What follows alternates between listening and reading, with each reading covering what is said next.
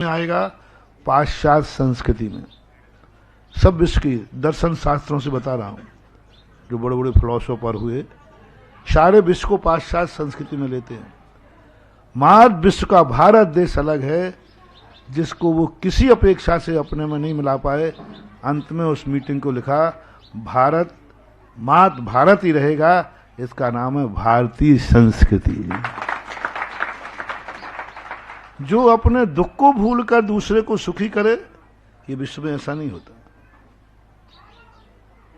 विश्व लोग कहते पहले मैं सुखी रहूंगा, फिर बाद में बचेगा तो मैं दूसरे को सुखी दे दूंगा। मैं पशुओं को बाद में बचाऊंगा, पहले मैं बचूंगा। अपने यहां पशु मर जाते हैं, मरे उनके यहां पशु मरा हुआ कभी मिलता ही नहीं। उसकी मौत, विदेश में कभी भी पशु अपनी मौत नहीं मरता, अपनी मौत नहीं मरता, उसको मार दिया जाता है। जैसे उपयोग के बाहर हुआ मार देते हैं।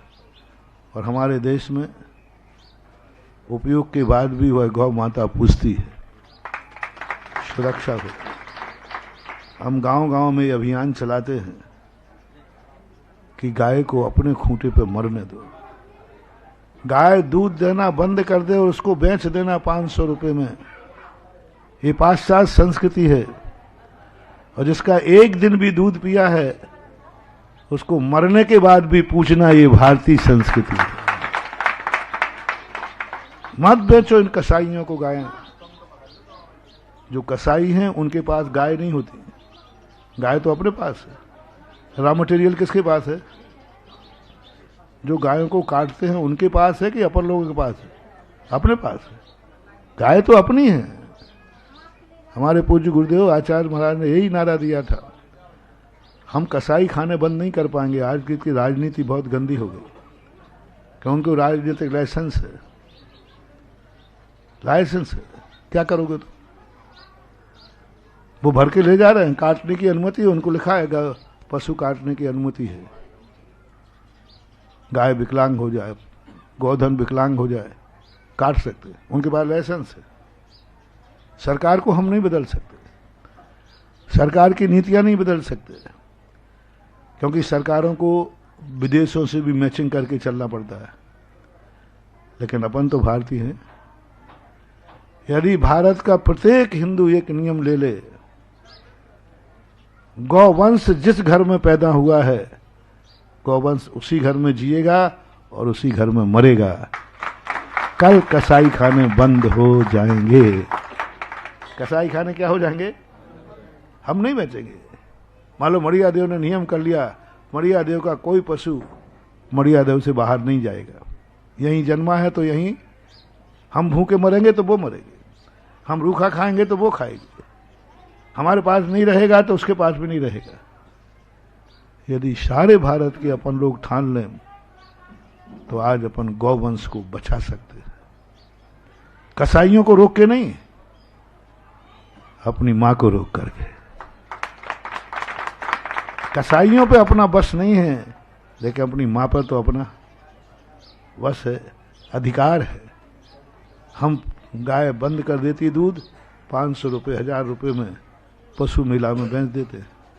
और तुम्हें भी मालूम है कि कोई बिना दूध दी ही गाय को 500 रुपये में खरीद रहा है, तो कोई महाराज है कि कसाई है? आपकी गाय को 500 रुपये में पशु मेला में कोई खरीद रहा है, तो वो धर्मात्मा होगा कि कसाई होगा? कसाई ही होगा, क्योंकि वो 500 रुपये में 5000 देख रहा है। तो ऐसी नीतियां अपने आज अभी बिहार करके आया हूं। संक्षिप्त वचन आपको यही है कि अपन को मानवतावादी बनना है। सारी दुनिया मानववादी है, विज्ञान मानववादी है, और अपनी भारतीय संस्कृति मानवतावादी है। आज विज्ञान जो हमें खोज के दे रहा है, पहले 10 गांवों में एक वैद्य होता था और इतनी मौतें नहीं होती थी, और आज एक गांव में 10 डॉक्टर हैं, तो भी बीमारियां विज्ञान ने क्या किया, बीमारियां बढ़ाई हैं। कैंसर देखो, कितनी बीमारियां बढ़ रही हैं, कितनी अस्पतालें भरी पड़ी हैं, कितनी अकाल में मर।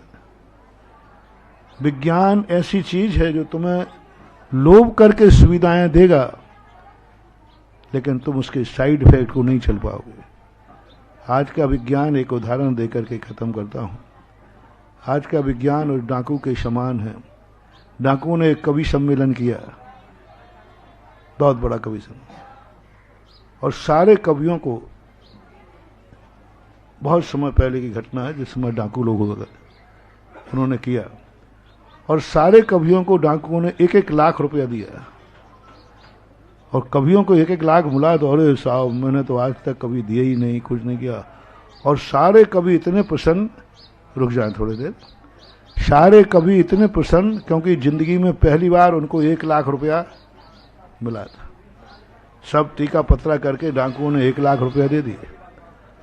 और वे सारे डाकू जब वो कवि लोग स्टेशन पे आए, डाकू बंदूक लेके आए, निकालो वो 1 लाख रुपया। तो उन्होंने बोला साहब आप ही ने तो दिया था। बोले वो हमारा फर्ज था, ये हमारा धंधा है। वो ये हमारा विज्ञान बस यही कर रहा है, तुम्हें सुविधाएं दे रहा है, ये उसका फर्ज है, और अंत में विनाश कर देगा, ये उसका धंधा है, ये उसका अंत है। हर चीज चली, हवाएं गंदगी कर दी, गेहूं गंदा कर दिया, सब्जियां गंदी कर दी, दूध जितने ये चीजें आविष्कार की किसने की? नकली दूध बनाने की कला किसने सिखाई? नहीं, हम साधुओं ने, हमारे शास्त्र पुराणों ने। जानते थे नकली दूध बनाना, लेकिन नहीं सिखाया। नकली दूध बना दिया, नकली सब्जियां बना दी, सब कुछ क्या हो रहा है। इसलिए मैं गांव में जाकर के बड़ा खुश होता हूं कि गांव में अभी विज्ञान ने प्रवेश नहीं किया, अभी भी गांव में धर्म की चर्चाएं चलती हैं।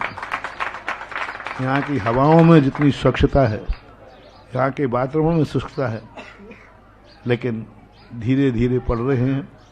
तो अपना मूल उद्देश्य होना चाहिए महानुभाव, हमारे अंदर एक ऐसी मानवता जागे कि हम भली दुखी हों, लेकिन सामने दुखी आ जाए तो हम उसके दुख को दूर करने के लिए अपना दुख भूल जाएं। और हम जिसका दुख दूर करेंगे कल वही व्यक्ति हमारा दुख दूर करेगा, ये अपने आप ऐसा होगा। अन्यथा उसका दुख तुमने दूर नहीं किया तो तुम अपना दुख तो दूर कर ही नहीं पा रहे। कल्पना करो, रामचंद्र जी ने सुग्रीव आदि की सहायता की। महाराज ये तो बहुत ऊंची किताब आपने कह दी, दुख में होकर दूसरों का दुख दूर करो। चलो 1 मिनट मोटिवेशन। यदि रामचंद्र जी सुग्रीव हनुमान जी का दुख दूर नहीं करते, उनके नहीं सुनते, तो कल्पना करो कि रामचंद्र जी का दुख दूर हो पाता? थोड़ा सोचो, थोड़ा कल्पना करो। कौन पता लगाने जाता? कौन पता लगाने जाता? 100 योजन का समुद्र कौन नापता? किसका है योगदान? तुमने उसका दुख दूर किया है, तो हमारी भारतीय संस्कृति है। और इसमें सुग्रीव ने, हनुमान ने यही कहा कि अपना दुख भूल गए मेरे दुख के लिए,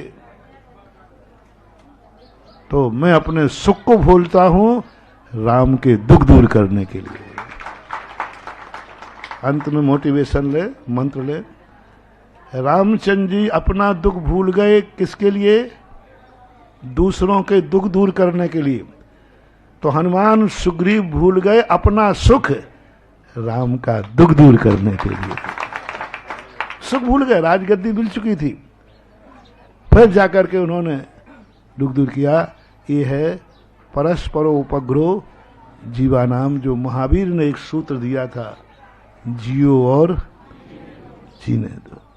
यदि तुम्हें जीना है तो दूसरे को भी जीने दो, और वो जिएगा तो तुम्हारी भी जीवन की रक्षा करेगा। सबके लिए आशीर्वाद। महावीर भगवान की।